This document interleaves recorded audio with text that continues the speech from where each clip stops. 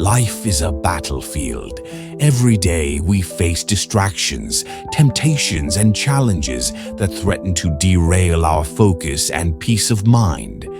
But what if you could train your mind to rise above the chaos, to stay calm, disciplined, and in control, no matter what life throws at you? That's the power of Stoicism, an ancient philosophy that's more relevant today than ever. Welcome to Force Your Mind to Obey, 13 Stoic Lessons for Ultimate Self-Control. I'm your name, and in this video we're diving deep into the timeless wisdom of Stoic philosophers like Marcus Aurelius, Seneca, and Epictetus. These aren't just ideas, they're practical tools to help you master your mind and live a life of purpose. Grab a notebook, settle in, and let's embark on this journey to unbreakable self-control. Why Stoicism matters. Stoicism isn't some outdated philosophy collecting dust in history books. It's a practical, battle-tested system for thriving in a world that often feels overwhelming. Founded by Zeno of Citium in Athens around 300 BCE, Stoicism teaches us how to live with virtue, resilience, and clarity. It's about taking charge of your inner world, no matter how chaotic the outer world becomes. From Roman emperors like Marcus Aurelius, who ruled an empire while battling personal doubts, to modern leaders using Stoic principles to navigate high-pressure decisions, this philosophy has stood the test of time. Today, we're exploring 13 Stoic lessons that will empower you to force your mind to obey. These lessons are more than theory. They're actionable steps you can apply right now to build mental strength and live with purpose. Let's dive into the first lesson and start building your Stoic toolkit. Lesson 1. Focus on what you can control. The foundation of Stoicism is the dichotomy of control. Epictetus, a former slave who became one of history's greatest philosophers, said, "There is only one way to happiness, and that is to cease worrying about things which are beyond the power of our will." Life is full of things you can't control, the economy, other people's opinions, even the weather. But you can control your thoughts, your actions, and your responses. By focusing only on what's in your power, you free yourself from frustration and reclaim your mental energy. Consider the story of James Stockdale, a U.S. Navy pilot captured during the Vietnam War. Imprisoned for 7 years, he used Stoic principles to endure torture and isolation. He couldn't control his captors, but he could control his courage and integrity. By focusing on his inner strength, he survived and inspired others. Think about your own life. Maybe you're stressed about a delayed flight or a colleague's criticism. You can't control the airline or someone else's words, but you can control how you respond, whether you stay calm, solve the problem, or let it go. That's where true power lies. Here's how to apply this. Take a piece of paper and draw 2 columns. In the first, list 3 things stressing you out right now, like a tight deadline or a family argument. In the second, write what you can control about each, like your preparation or your tone in a conversation. Cross out anything you can't control, like someone else's mood. Focus your energy only on the second column.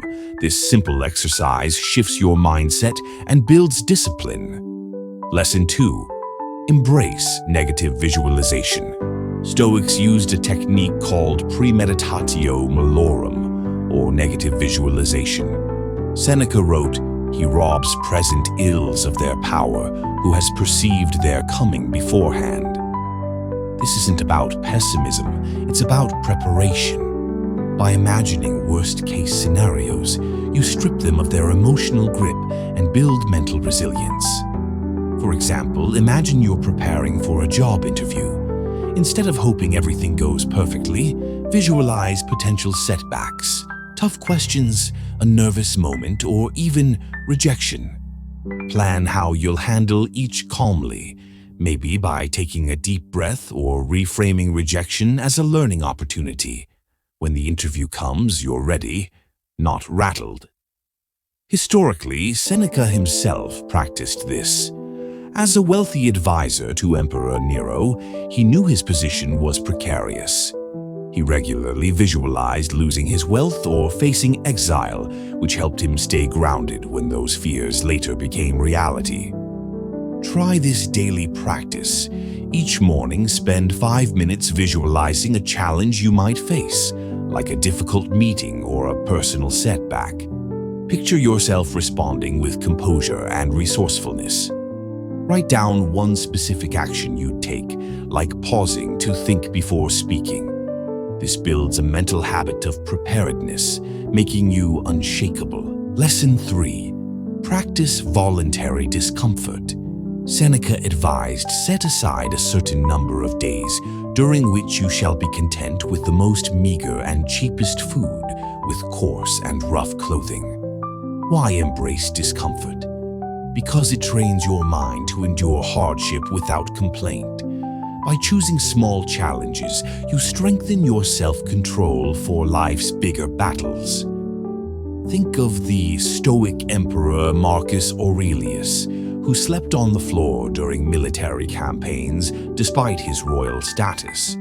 This wasn't masochism, it was a deliberate act to remind himself that comfort isn't necessary for virtue. In modern life, this might look like an athlete training in harsh weather or a student studying through fatigue. These acts forge discipline. Voluntary discomfort also reduces your dependence on external pleasures.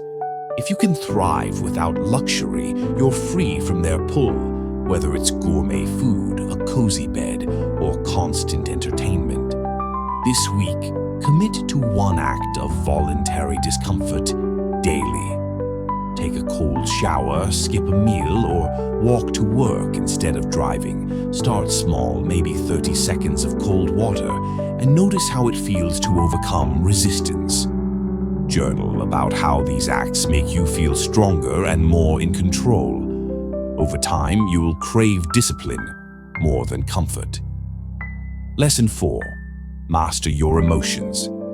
Epictetus said, "It's not what happens to you, but how you react to it that matters." Emotions can overwhelm us, leading to impulsive decisions we regret. Stoicism teaches you to pause, reflect, and choose your response. Self-control isn't about suppressing emotions, it's about guiding them like a skilled rider steers a horse. Picture getting a harsh email from your boss. Your instinct might be to snap back defensively. A Stoic takes a moment to breathe and asks, "Is this reaction helpful? What's the best way forward?" By choosing calm, you stay in command. Consider the story of Cato the Younger, a Roman senator known for his Stoic principles. When insulted publicly, he remained composed, refusing to let anger dictate his actions. His restraint earned him respect and influence. Use the 10-second rule. When you feel a strong emotion, anger, fear, or frustration, count to 10 before acting.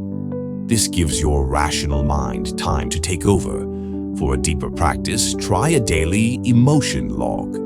At the end of each day, write down one emotional reaction, what triggered it, and how you could respond better next time. This builds awareness and control. Lesson 5. Practice gratitude daily. Marcus Aurelius wrote, "When you arise in the morning, think of what a privilege it is to be alive, to think, to enjoy, to love." Gratitude shifts your focus from what's missing to what's present, fostering contentment and curbing impulsive desires. When you're grateful, you're less likely to chase fleeting pleasures or dwell on setbacks. Imagine someone stuck in a dead-end job. Instead of complaining, they start noting 3 things daily: a supportive friend, a warm meal, or a quiet evening. Over weeks, their mindset shifts from scarcity to abundance, giving them the clarity to pursue meaningful goals. Stoics like Seneca practiced gratitude even in adversity. Exiled to Corsica, Seneca wrote letters expressing thanks for life's simple gifts, like the beauty of nature. This kept him grounded despite his hardships. Start a gratitude journal. Each night, write 3 things you're thankful for, no matter how small: a kind gesture, a good book, or even just waking up. For a twist, write a weekly gratitude letter to someone who's impacted you, even if you don't send it. This deepens your appreciation and strengthens self-control. Lesson 6. Live in the present moment. Seneca warned, "Life is very short and anxious for those who forget the past, neglect the present, and fear the future." The Stoics believed the present moment is all we truly own. By anchoring yourself in the now, you escape the traps of regret and worry, sharpening your mental discipline. Think of a student overwhelmed by past failures or future exams. By focusing on the current task, reading one page, solving one problem, they reclaim control and make progress. This is Stoicism in action, mastering the moment. The philosopher Musonius Rufus, Epictetus' teacher, lived this principle. Exiled multiple times, he focused on teaching and living virtuously in the present, refusing to be paralyzed by uncertainty. Practice a 1-minute mindfulness exercise daily. Sit quietly and focus on your breath or the sounds around you. If your mind wanders, gently bring it back. Alternatively, try mindful eating for 1 meal a day. Savor each bite without distractions. These habits train your mind to stay present, boosting self-control. Lesson 7. Reframe obstacles as opportunities. Marcus Aurelius wrote, "The impediment to action advances action. What stands in the way becomes the way." Obstacles aren't barriers, they're chances to grow. By reframing challenges, you transform setbacks into opportunities for self-control and resilience. Consider Laura Ingalls Wilder, who faced poverty and hardship in the American frontier. Instead of despairing, she saw challenges as opportunities to build character, later writing, "There is good in everything, if only we look for it." Her Stoic mindset fueled her literary success. In modern life, this might mean viewing a job loss as a chance to pivot to a new career or a failed project as a lesson in persistence. The Stoic sees every obstacle as a teacher.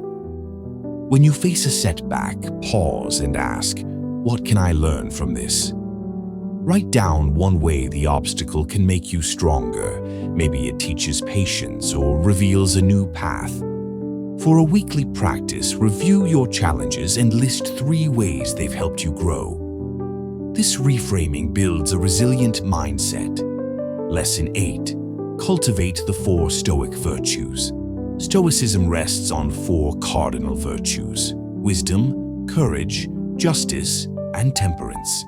These are the pillars of self-control.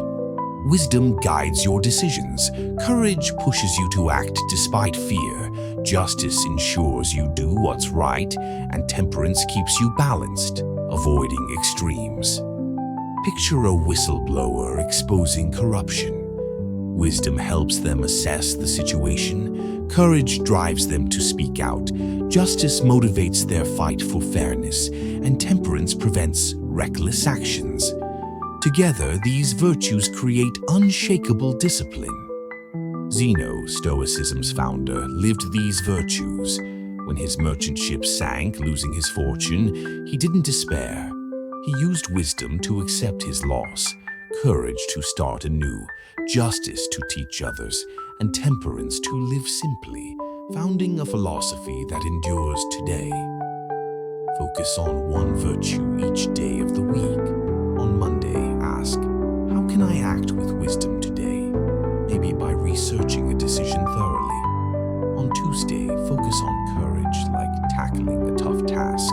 Write a brief reflection each evening on how how you embodied the virtue. This cycle strengthens your moral core. Lesson 9. Let go of external validation.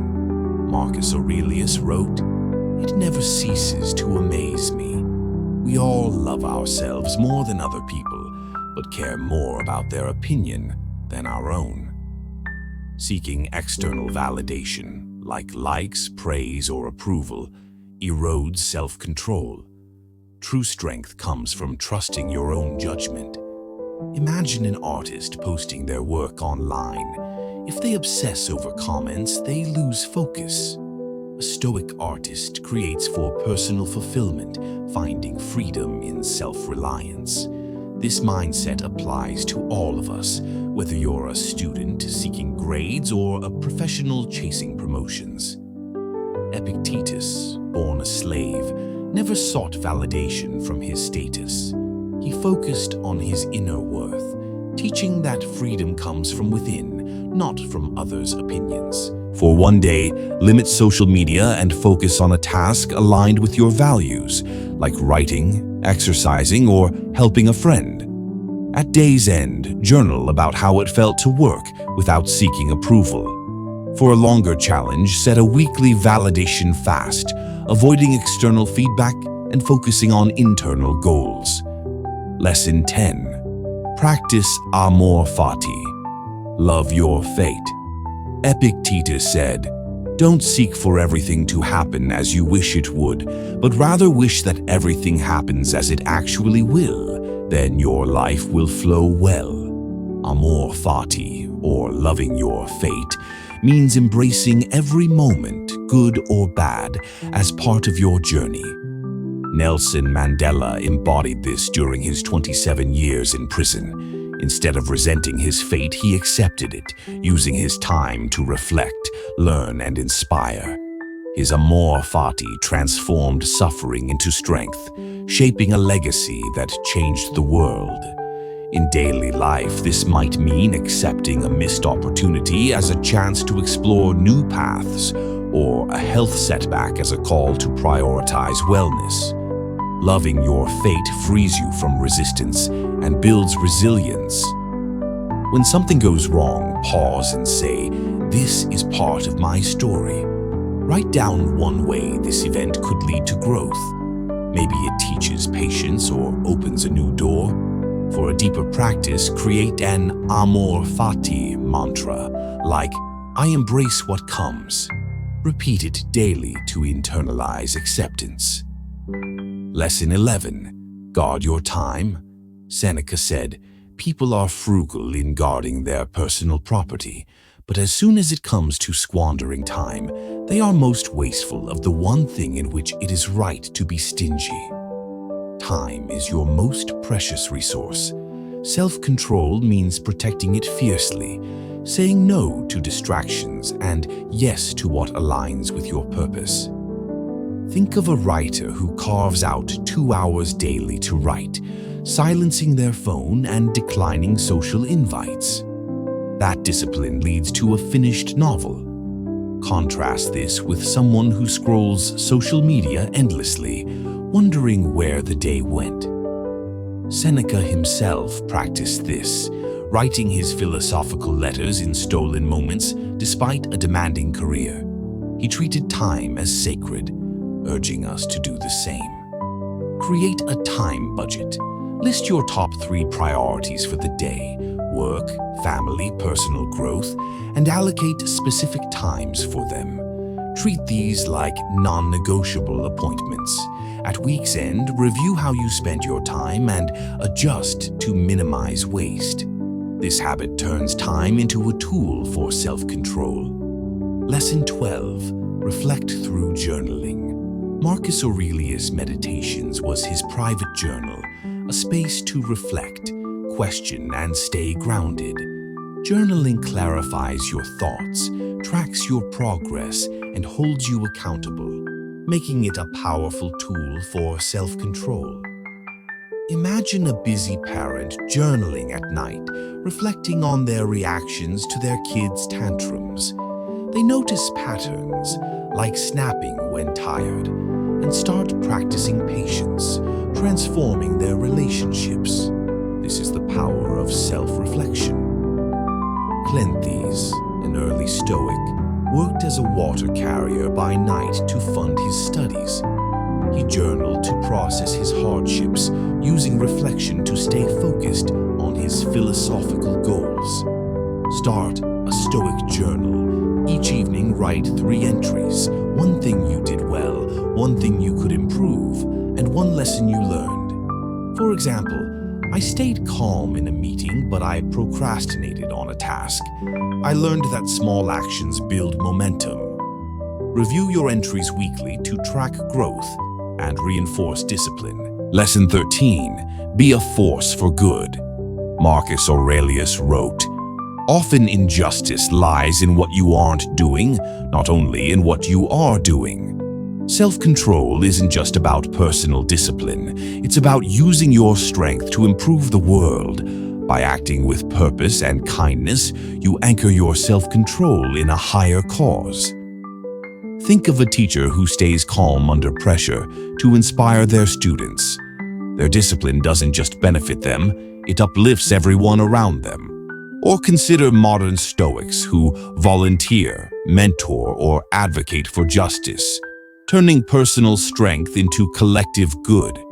Chrysippus, a key Stoic philosopher, taught that virtue benefits both the individual and society. His lectures inspired communities to live with integrity, showing that self-control has a ripple effect. Do one small act of kindness daily, help a colleague, donate to a cause, or listen to a friend. Write down how it felt and how it reinforced your purpose.